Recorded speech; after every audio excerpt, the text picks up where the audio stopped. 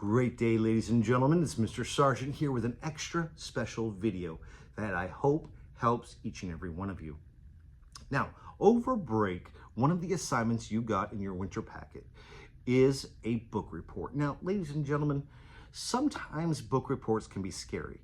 One, you have to read an entire book, but you also have to be able to break that story down and break it down into its parts into a report form. Well, we're going to try to make that a little easier for each and every one of you. Now, first things first, the first challenge that you have for your book report is, well, it's choosing a book. See, there are thousands and thousands of books out there for you to choose from. Choosing the right one is kind of a big deal. So, my advice is choose a book that interests you. That's not too easy, but it's not too hard. Find that book that's just right for you. Maybe it's about something that you love to do, whether it's football or dancing or watching TV or playing games. Find that book that fits you and is going to keep you interested in reading it. Okay? Now that you have your book, and by the way, if you can't find the book that you like, well, I got a little secret for you. If you go on epic.com and you have the class code and you have your parents sign up, you can get thousands of free books anytime you want. All you have to do is log on to epic.com. It is a great site that has some fun books. And if you're not sure what you're interested in reading, it is definitely going to open your world to different stories and different books out there that you may be interested in. Now that you have your book, you got to read it. Sometimes you got to read it more than once. If you're like me, you have to read something 2 or 3 times to fully understand it. Take, for instance, one of my favorite books, Hatchet by Gary Paulsen. Now, this is an incredible story that I have literally 5 or 6 copies of this book, and I keep wearing out my copies because I just enjoy reading it so much. All right. So once we read our story, we find that story in that book that we're very interested in. Now it's time to put the information that we read on a form. Now, our teacher this year gave us this form right here, and I absolutely love the form that you have here. It has everything that a book report should have, and it's got its own little place for every answer. And what we're going to do today is kind of go over this form so that you understand what you can put in your own book to make sure that you understand just what goes where. All right? So let's go ahead and get started. And for this, we're going to use my favorite story, Hatchet, for the book report. All right? So we have the title of the book is right there. You see it? We're going to write the word hatchet on that line. So whatever the title of your story is, you put at the top. And then you search for who the author of the story is on the next line. Now, where do we find this in the book? Well, if you look on my book, my Hatchet book, it's at the bottom. It's someone's name, isn't it? So on that line right there, you are going to put the author of your book. So I'm going to go ahead and put Gary Paulsen right underneath Hatchet. See, now that we have the title of the book and we have the author, the next line is for the illustrator.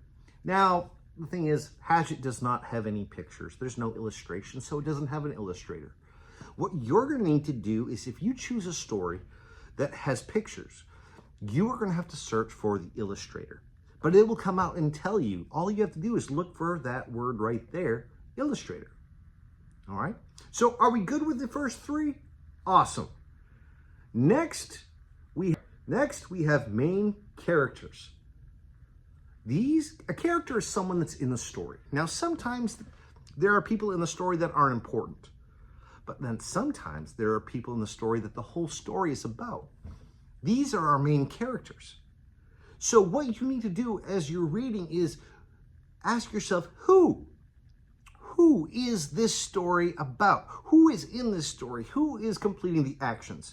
Who is important in this story? Now, in my story, Hatchet, really there's only one main character, and that's Brian. So I'm just going to put Brian up there. Now, you see there's multiple lines. If you want to use a descriptive words or adjectives to describe the character, you can. Like I could put a young boy by the name of Brian. I could put a 13-year-old boy named Brian. I could, however I want to describe him, I can put it in there. But Brian is my main character.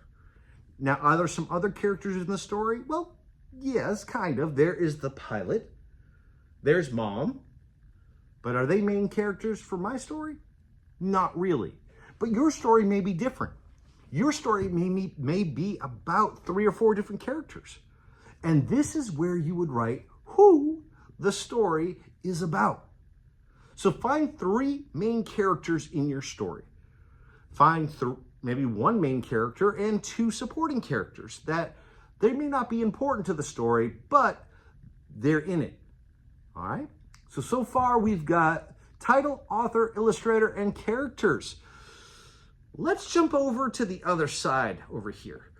Okay, on this side right here, we have setting of the story. But we have to understand what setting is. Do we know? Well, setting is both the place where the story happens, as well as the time. It could be the season, it could be the time of day, it could be a number of things, but for a setting to be complete, you have to have the place and the time. Now, once again, for Hatchet, I'm going to put Canadian wilderness during the fall. Does that tell me where the story takes place? Yes. Does it tell me when the story takes place? Absolutely. So ladies and gentlemen, when you find the setting of your story, you have to look, sometimes you have to look not just at the words, but at the pictures. Where does the story take place? And then you write it in this box right here. Okay? How are we doing so far? You're doing all right. You're doing all right. It's not that hard, is it? All right. Next, we have the summary of the story. This is my favorite. Okay?